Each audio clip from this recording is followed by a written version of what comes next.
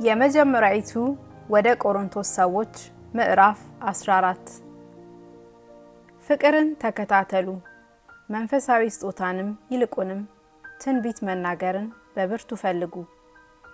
በልሳን የሚናገርስ ለእግዚአብሔር እንጂ ለሰው አይናገርም፣ የሚያስተውለው የለምና። በመንፈስ ግን ምስጢርን ይናገራል። ትንቢትን የሚናገር ግን ለማነጽና ለመምከር ለማጽናናትም ለሰው ይናገራል። በልሳን የሚናገር ራሱን ያንጻል፣ ትንቢትን የሚናገር ግን ማህበሩን ያንጻል። ሁላችሁ በልሳኖች ልትናገሩ እወድ ነበር፣ ትንቢትን ልትናገሩ ግን ከዚህ ይልቅ እወዳለሁ። ማህበሩ ይታነጽ ዘንድ ንግግሩን ባይተረጉም በልሳኖች ከሚናገር ትንቢትን የሚናገር ይበልጣል።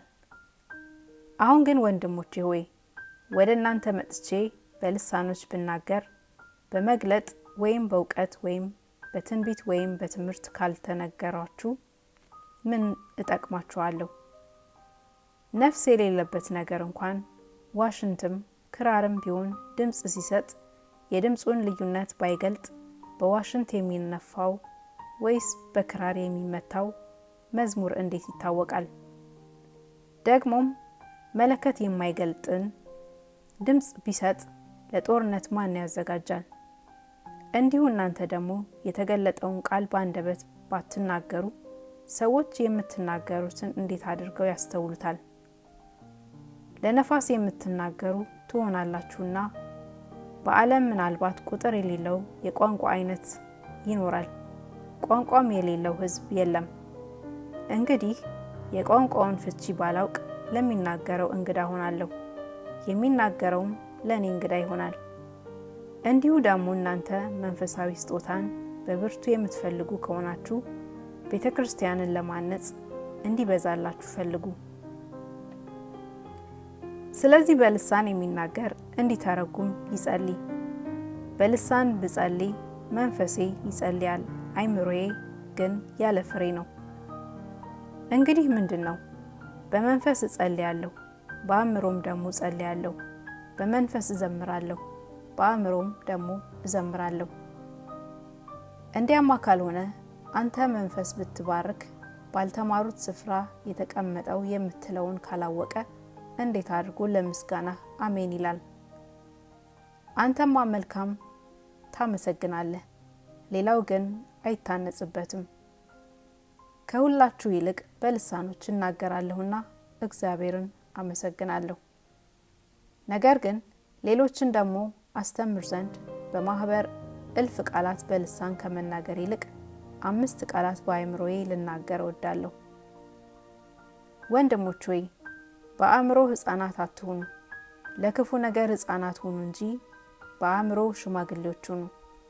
ሌሎችን ልሳኖች በሚናገሩ ሰዎችና በሌላ አንደበት ለዚህ ሕዝብ እነግራቸዋለሁ፣ እንዲህም ቢሆን አይሰሙኝም ይላል ጌታ ተብሎ በሕግ ተጽፏል። እንግዲያስ በልሳኖች መናገር ለማያምኑ ምልክት ነው እንጂ ለሚያምኑ አይደለም። ትንቢት ግን ለሚያምኑ እንጂ ለማያምኑ አይደለም። እንግዲህ ማህበር ሁሉ አብረው ቢሰበሰቡ ሁሉም በልሳኖች ቢናገሩና ያልተማሩ ወይም የማያምኑ ሰዎች ቢገቡ አብደዋል አይላችሁምን? ሁሉ ትንቢት ቢናገሩ ግን የማያምን ወይም ያልተማረ ሰው ቢገባ በሁሉ ይወቀሳል፣ በሁሉም ይመረመራል፣ በልቡም የተሰወረ ይገለጣል። እንዲሁም እግዚአብሔር በእውነት በመካከላቸው ነው ብሎ እየተናገረ በፊቱ ወድቆ ለእግዚአብሔር ይሰግዳል። እንግዲህ ወንድሞች ሆይ ምንድር ነው? በምትሰበሰቡበት ጊዜ ለእያንዳንዱ መዝሙር አለው፣ ትምህርት አለው፣ መገለጥ አለው፣ በልሳን መናገር አለው፣ መተርጎም አለው። ሁሉ ለማነጽ ይሁን። በልሳን የሚናገር ቢኖር 2 ወይም ቢበዛ 3 ሆነው በተራቸው ይናገሩ፣ አንዱም ይተርጉም።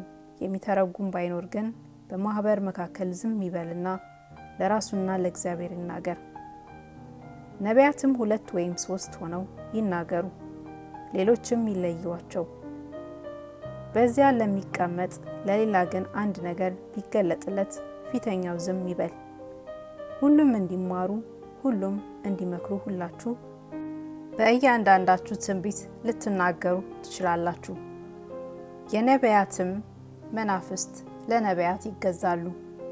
እግዚአብሔርስ የሰላም አምላክ ነው እንጂ የሁከት አምላክ አይደለምና በቅዱሳንም አብያተ ክርስቲያናት ሁሉ እንዲህ ነው። ሴቶች በማህበር ዝም ይበሉ፣ ሕግ ደግሞ እንደሚል እንዲገዙ እንጂ እንዲናገሩ አልተፈቀደላቸውምና። ለሴት በማህበር መካከል መናገር ነውር ነውና ምንም ሊማሩ ቢወዱ በቤታቸው ባሎቻቸውን ይጠይቁ። ምን ነው የእግዚአብሔር ቃል የወጣ ከናንተ ነውን? ወይስ ወደ እናንተ ብቻ ደርሷልን?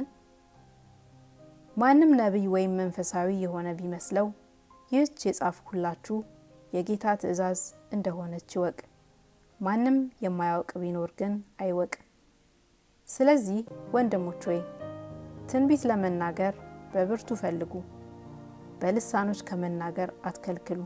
ነገር ግን ሁሉ በአግባብና በስርዓት ይሁን።